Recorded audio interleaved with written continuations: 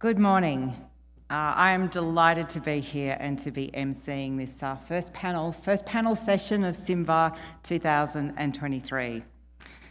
My name's Nicole Sadler. I'm a clinical psychologist and come from Phoenix, Australia, in Australia. And this morning we're going to be focusing on the evolution and intersection between military and veteran and public safety personnel, mental health research, treatment services and policies, and what we've learnt over recent years. We'll also outline opportunities for ongoing collaborations to move the scientific learnings forward. Now, you might be wondering, why is an Australian leading this particular panel?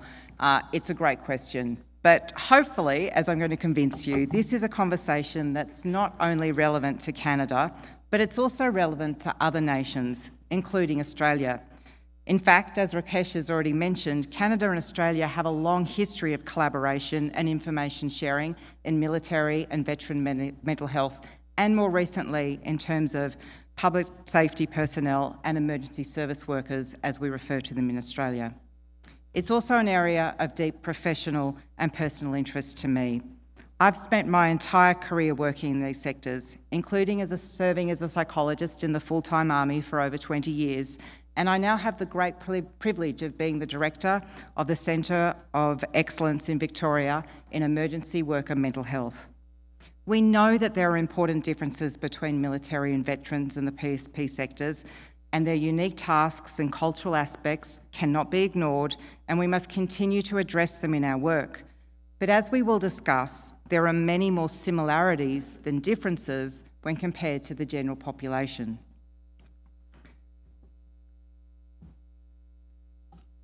I'm going to provide, first of all, some general outlines from what we know from the research and learnings from our work in both of these sectors in Australia and also in Canada.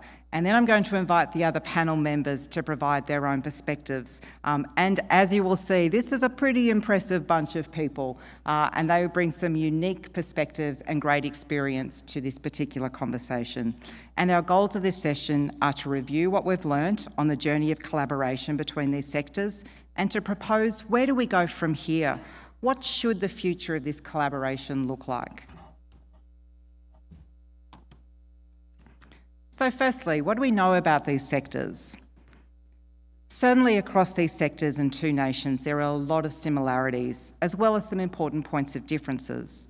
Both countries maintain reasonable-sized defence forces comprising of both active and reserve forces, and supported not only by a Department of Defence but also a Department of Veterans Affairs, and we've seen substantial investments over many decades in terms of mental health supports and services and research.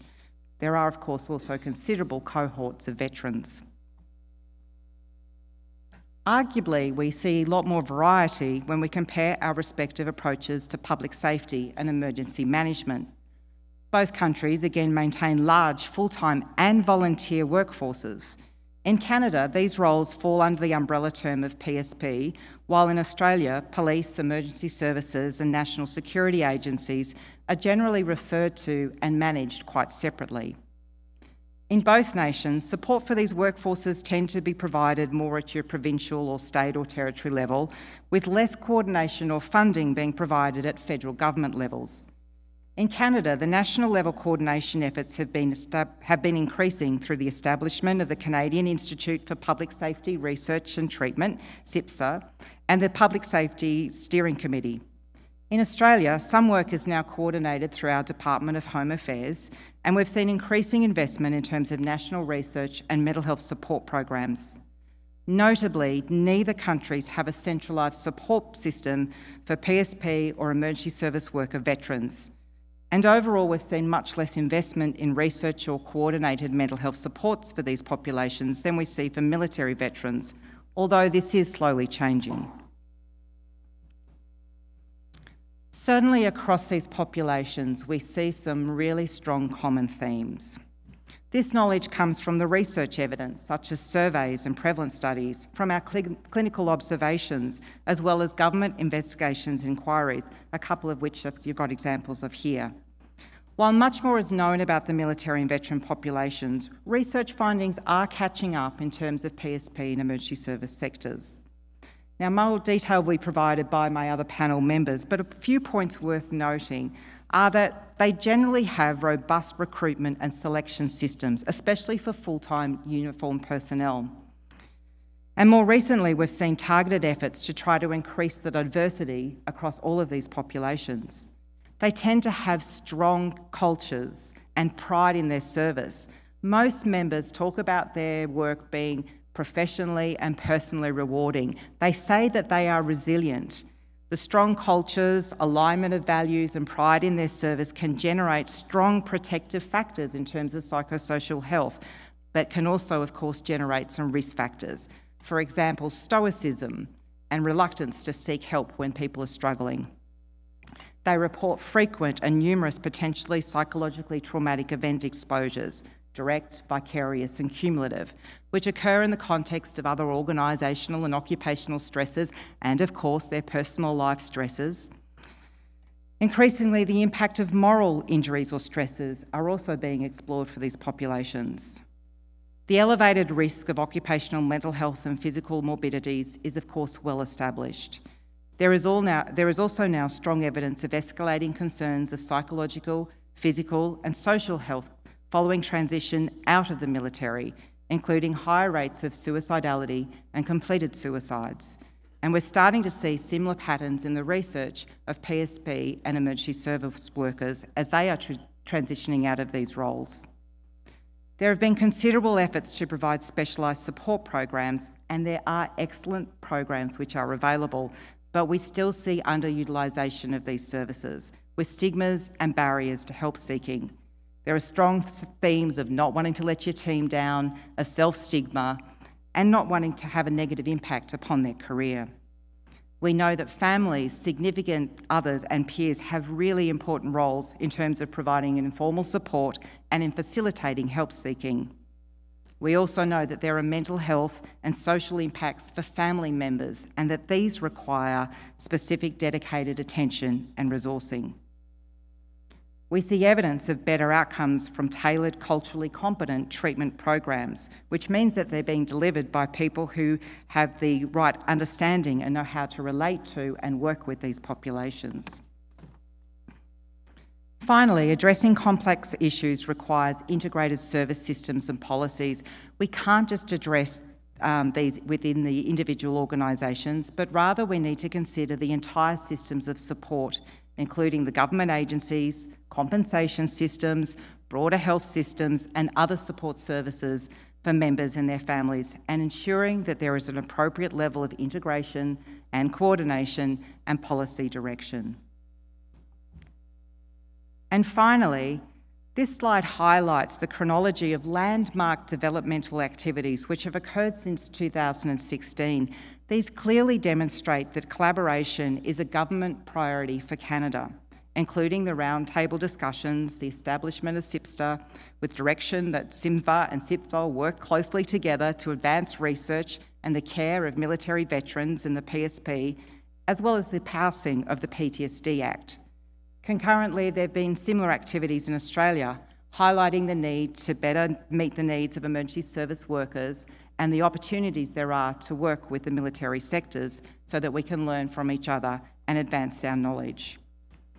I hope that I've been able to demonstrate that there is a great deal of progress which has been made in terms of collaboration between these sectors, and there's much more that we can learn from each other and leverage from working together to move forward.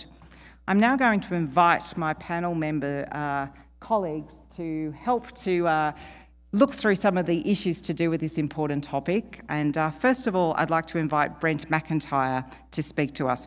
Brent has extensive experience through both a military and a policing career, and I'd like to invite him to share his experiences and insights about the significant impacts that can occur for individuals throughout their careers and some important lessons that he's learnt along the way. Thanks, Brent.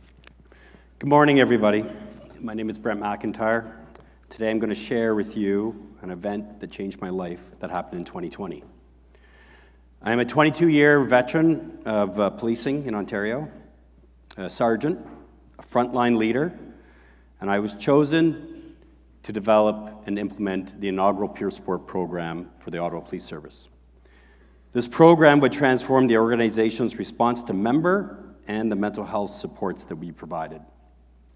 I have no training, but I am known for my ability to connect with people and my innate desire to help.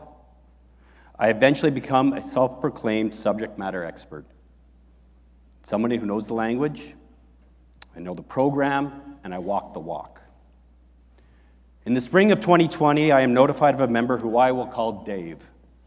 Dave is facing extreme pressure from stigmatizing allegations about his personal and professional misconduct, and he makes an attempt to die by suicide. Dave is a 15-year police veteran, a 24-and-a-half-year member of the Canadian Armed Forces, retired. And another lifetime ago, I too was in the Canadian Armed Forces. Dave is someone with shared experiences who I really admire. I admired his successful career. We are acquaintances at work, but we're friendly from a distance. Dave and his family are my number one priority as he's released from the hospital. Constant communication, providing hours of reassurance, explanations, ensuring that he has the best clinical care possible. I feel overwhelmed at times, out of my element, but I continue to be engaged, never wanting it to give up and give up on him. Without consciously knowing, I've ignored all my boundaries I set for my own well-being. During the height of what could only really be described as a period of extreme emotional deregulation, thank you Psychology 101, Dave phones me. He is feeling like he's being painted into a corner, having to choose between a forced resignation or public shaming through the media. He blames the military for his physical injuries. He blames the war in Afghanistan for his psychological scars. He blames the Ottawa police for his moral injury and an unsupportive culture. He fears his marriage is irreparably ending. I reassure him, I remind him of the future, and above all, we can always rely on hope. The next day, November 20th, 2020, my phone begins to vibrate incessantly. It's violent in the way it vibrates. It doesn't cease, and it shakes uncontrollably and demands my attention. I pick it up. It's Dave's wife, and she cannot reach Dave. My heart races. My world collapsed. Dave is found in a wooded area a few kilometers from his house. He has handcuffed his hands behind his back, and he's completed suicide by hanging. Dave completed his mission, and I had failed. Emotionally, the event of that week that followed me has left me hollow and grief-struck. It has marked a new number that I identify with. 9. 9 members who I've worked with, that I have known, have completed suicide. But this one has changed me. In the aftermath, it's all-encompassing sense of inadequacy and negative thoughts that I've had about myself, the perception of my colleagues, that I simply did not do enough. Or worse, that I was negligent or I was cavalier professionally.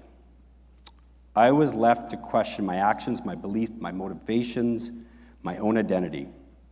It was a tipping point that forced me to seek professional clinical support and a temporary leave from work for the very first time in my life. It left me questioning on an intimate personal level, who was I as a human being?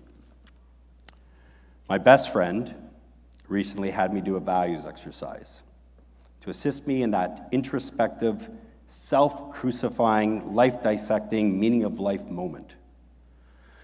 The Ottawa Police Service has the core values of honor, courage, and service. These are the values that they expect all members to live up to.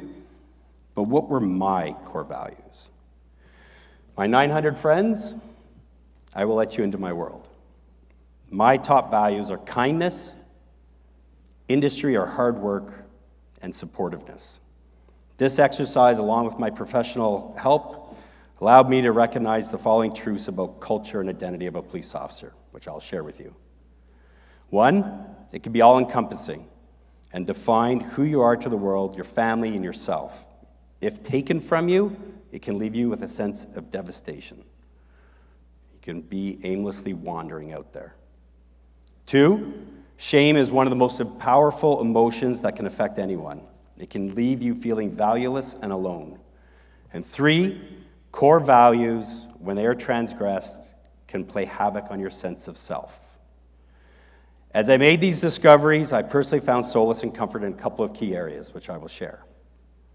One, love and social support from close friends, work colleagues, and even sometimes strangers can be a game changer. It is a blue line, and it became a blanket for me after that night.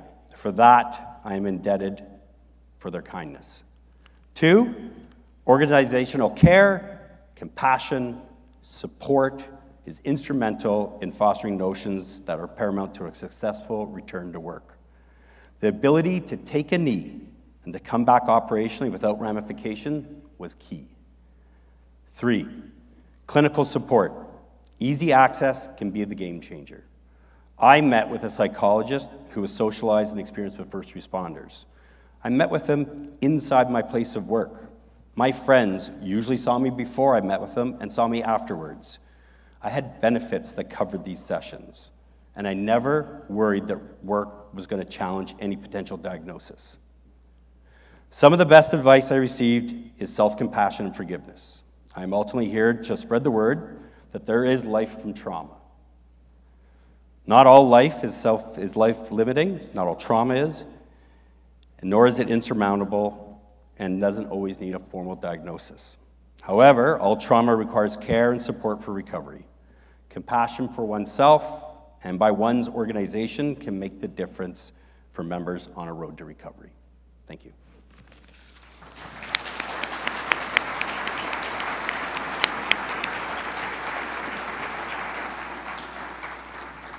Thank you, Brent, for sharing that story and particularly for grounding this discussion, first of all, in the real-life experiences for individuals, for families, and for work colleagues. Incredibly important.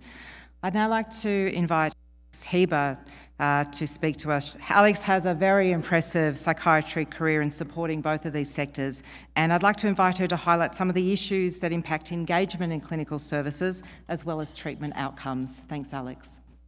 Thanks very much, Nicole. And thanks very much, Brent, for sharing that. So, we clinicians have a problem. There is a clash of cultures between military and PSP organizations and our world of mental health care and treatment.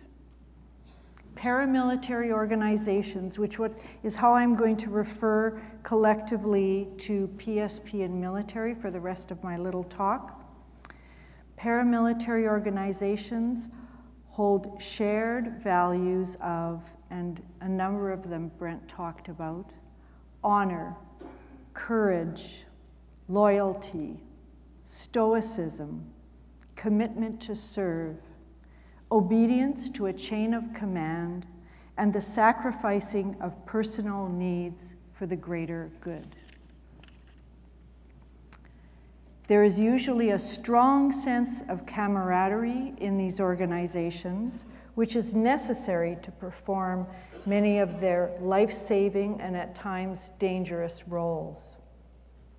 These shared values and strong interpersonal ties can lead to a sense of isolation from the civilian world and from civvy healthcare providers.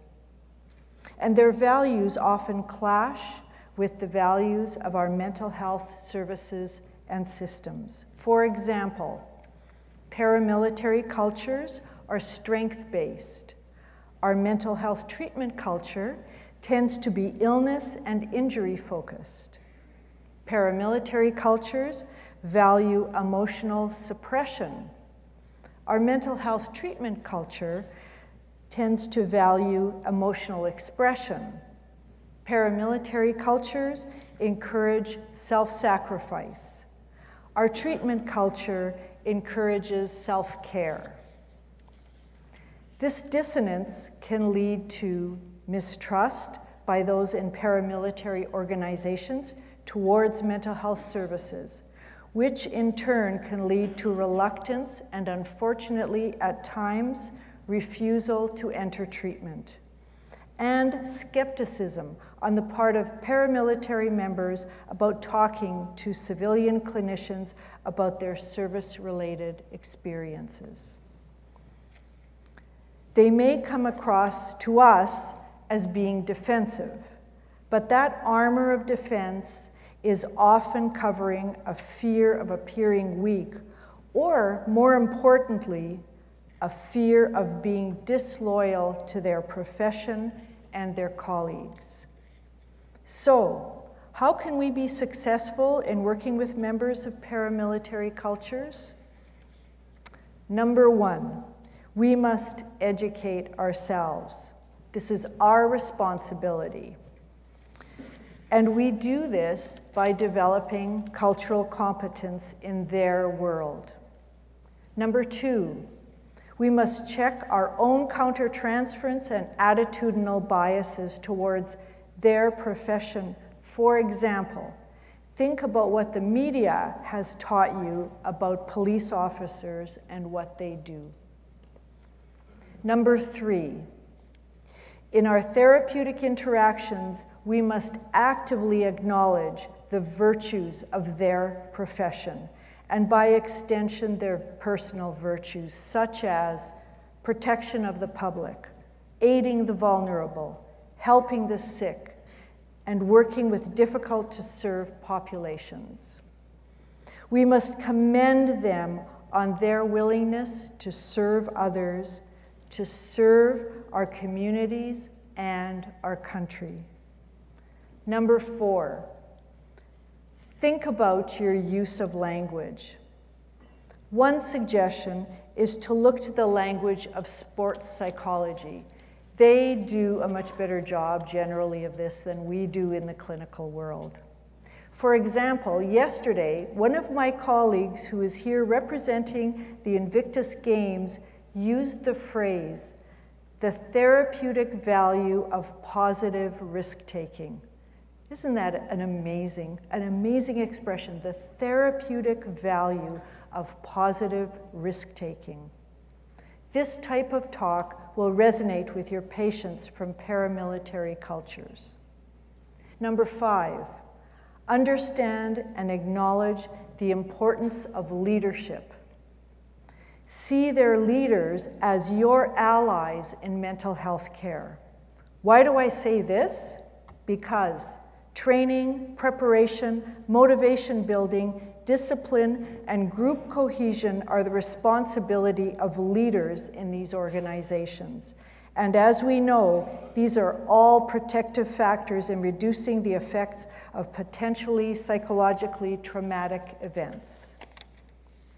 And finally, number six, as Brent highlighted at the end of his, thank you so much, that amazing presentation, Brent. Consider geography. You normalize mental health care by decreasing the distance between your patient's workplace and the place where you deliver clinical care. Thank you.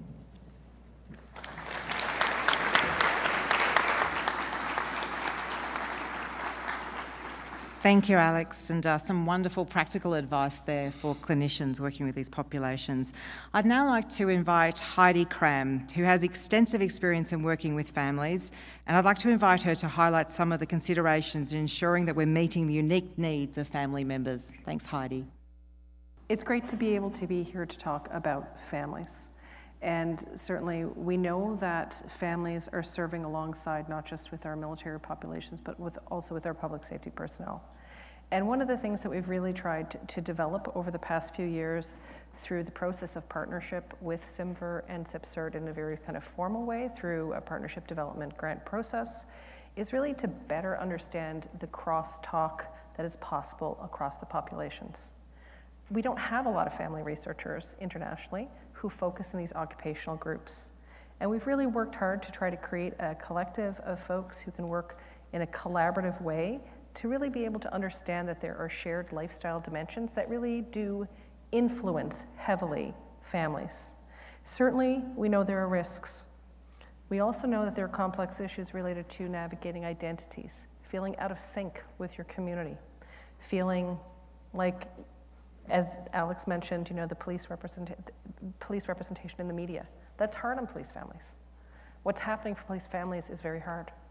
And to broaden that scope to understand the breadth of our public safety community as well, and to understand the differences across the Army, the Navy, and the Air Force, as well as our Special Forces families. We have the issues of identities, we have the issues of risk, but we have a significant opportunity to really better understand the logistical demands that face these families. So whether you're, training, deployment, but the in and out of public safety families with the non-standard work really does take a toll.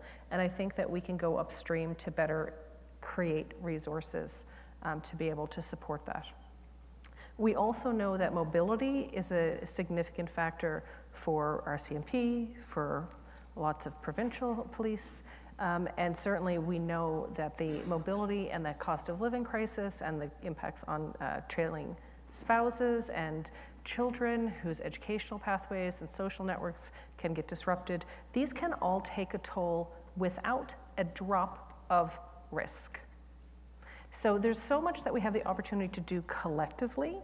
And some of the things that we've been trying to do as a research community is really build a research ecosystem that helps kind of build almost like a manufacturing transportation system across all the institutes in the sector. So, CIMVHR and CIPSRT and Atlas and the Chronic Pain Center of Excellence and Highmark and, all of the places. And I could put 40 names of all the folks up in terms of all of the ways in which we have shared collective mission. And that social mission to serve families through research was instilled very early when Alice kind of tapped me and said, why don't you do military mental health and families? You do mental health and families, why don't you make it about military? And one of the things is that for many of us, this is very deeply personal. So many of you are here because you're connected to these populations. You know what this is like. And so for me, working with military families and then coming home to my fire family and going, what about families like mine? And then, there's Nick and Rose and Greg and, Renee, all the folks who kind of helped us stand up CIPSRT, and I'm forgetting people's names. So no offense. I'm sorry. I'm not including everyone. But really, it has been a collective movement. And I think that's where we have the collective opportunity. And this morning we had, just to reflect on the Families Roundtable was open for folks this morning. We have gone from, a 10-year arc to look at, 20 people in a room to 200 people coming together to really have engaged discourse around what can we as a community of families and those who study, serve, and support them, what can we do? And one of the things that we have to think about is how we do that, collectively. We have launched the Garnet Families Network to try to understand those dimensions and how they influence families over the life course. So that's certainly come up in lots of, it will come up lots when we think about who's in the policy frame. And we tend to look at a very specific version of the family and a very kind of traditional representation in the policy frame. And that needs to change. We need to expand form and function. We need to expand what we think of when we think about diversity in families. And families really do matter in their own right and not just in service of the organizations or the individual. And I guess the other part is that when we talk about families, people and their families, we actually exclude people from membership in their own families. And the policy and programming is really set up to keep that separate. So it is actually creating a lot of vulnerability for us to consider that people are members of their own families and how that might affect policy and program pathways. Thank you.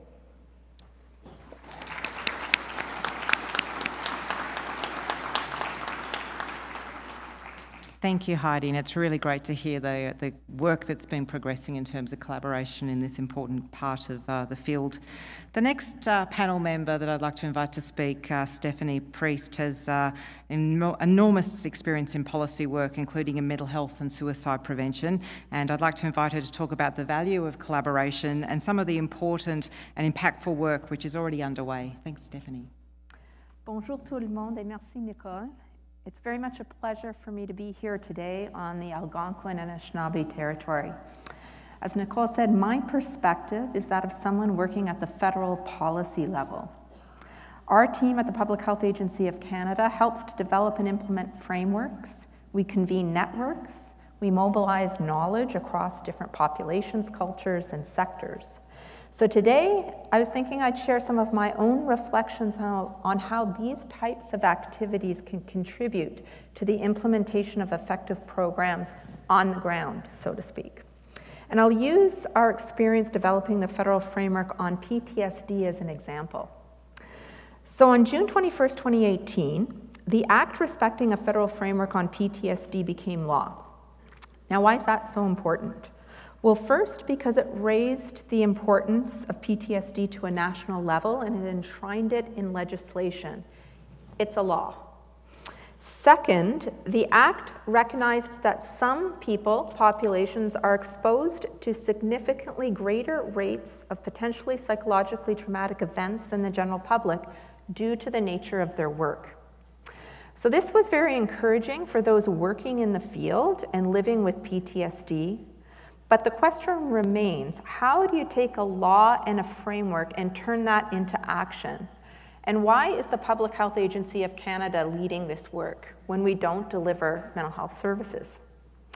Well, the Act laid out a foundation for collaboration with colleagues and stakeholders with whom the Public Health Agency of Canada had not worked with previously. For example, our colleagues at Public Safety Canada who are working on the National Action Plan for Post-Traumatic Stress Injury. Veteran and military colleagues, people with lived experience of PTSD. The Act required us to co-develop themes under the framework together because no one group or organization owned all of the elements of the Act. It also required us to establish a common language so that we understood each other better, our roles, our actions, how we work across sectors, communities, and fields of practice. These are some of the elements of a public health approach.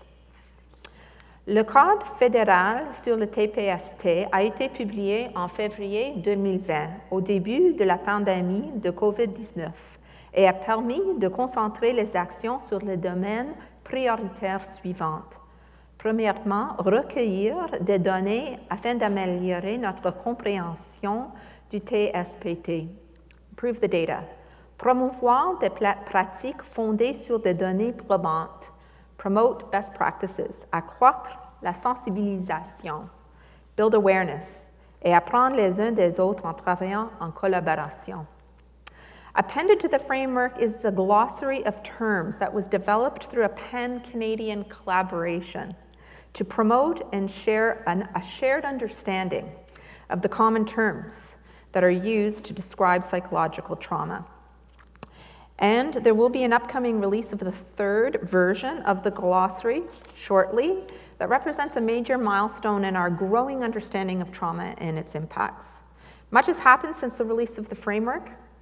Out of the COVID-19 pandemic, there's a growing awareness of the needs of those serving on Canada's front lines, many of whom routinely put themselves in harm's way when carrying out their duties. This includes occupations such as healthcare workers who were not front and center when the Act and the framework were developed. As many of you may be aware, the Public Health Agency of Canada is supporting projects in a knowledge hub aimed at addressing PTSD and trauma for those most affected by the COVID-19 pandemic. Ces projets ont fourni une opportunité incroyable pour l'application et la mobilisation des connaissances entre les organisations financées et entre les populations. So what's next? Well, to better understand the impact of this work and the work of partners like all of you in the room, we will complete a review of the effectiveness of the federal framework on PTSD by February 2025. That's actually in the Act, or the legislation, by the way. So as I conclude my remarks, I'd like to leave you with a couple of takeaways or thoughts, my own thoughts, with respect to this forum. So first, no one should face mental health challenges alone. There are many gaps, as you know, many barriers, and none of us can close these gaps by ourselves. Secondly, frameworks will not change outcomes by themselves. They set a foundation, but it takes actions by many, implementation, ongoing evaluation and learning and knowledge sharing. And then lastly, particularly as I listen to some of the remarks from my colleagues here today on the panel and just over breakfast and discussions in the room, I'm just really struck by the expertise and the experience that we have in Canada that we really should be tapping into regularly in our day-to-day work, not just at conferences and at forums. I think they're a great opportunity for sharing and learning, but we need to continue to make those connections in our day-to-day work. Alors, je vous remercie à nouveau pour cette occasion importante, and I'd like to thank you again for the opportunity to be here today. Merci.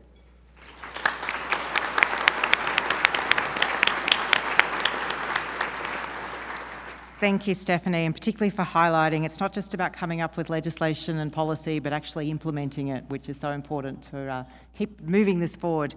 Finally, Nick Carlton is going to wrap up our panel, and given his enormous experience and leadership across these sectors, he's perfectly placed to highlight some of the learnings and propose opportunities to continue to advance collaborations. Thank you, Nick. Thank you so much to our entire panel for their expertise, their insights, and their dedication to improving the health and well-being of all those who serve. I've enjoyed the privilege of working with our military and our veterans, as well as our diverse first responders and other public safety personnel in several ways now for more than 2 decades.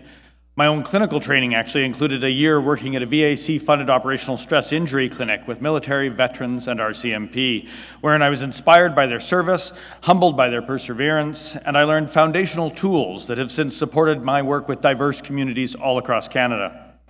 There's an inherent nexus between our military and our PSP in that our military and our RCMP become veterans served by VAC.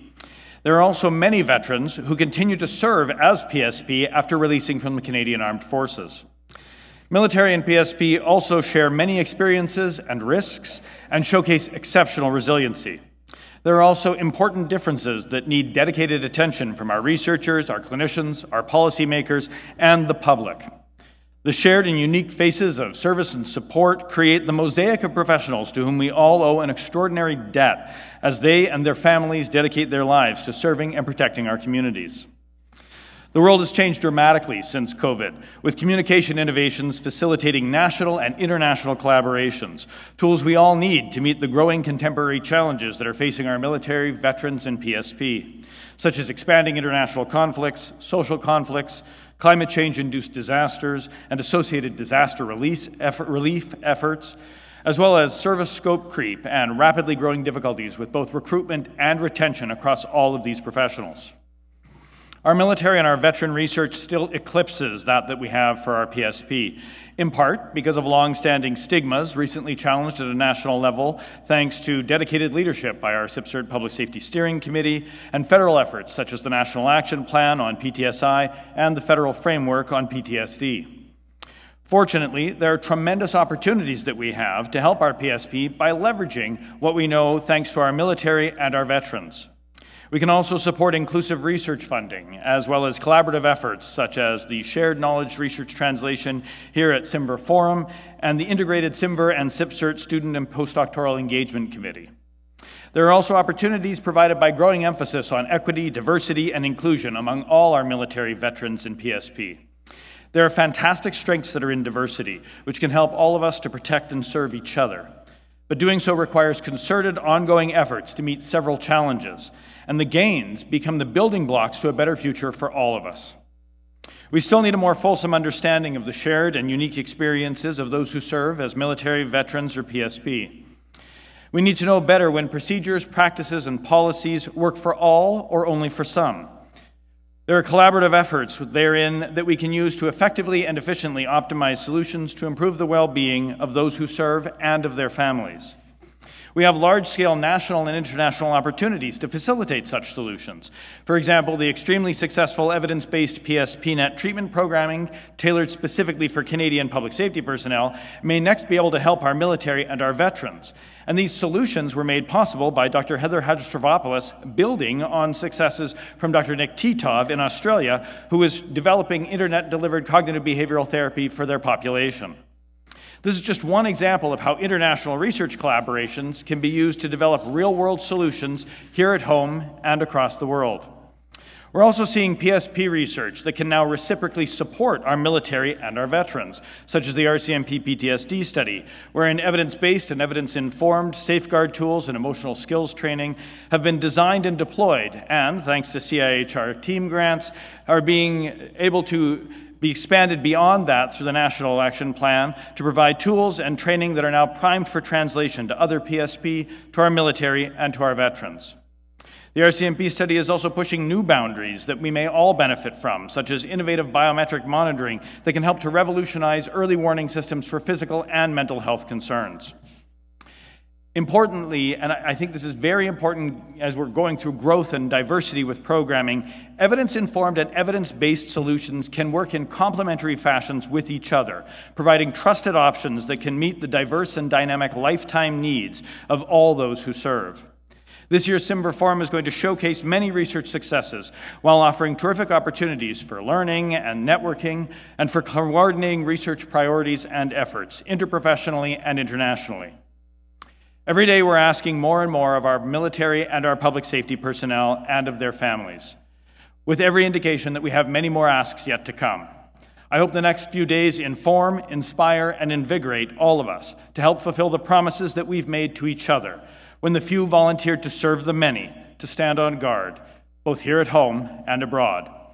And with that, it is my great privilege to welcome all of you to CIMVHR Forum 2023.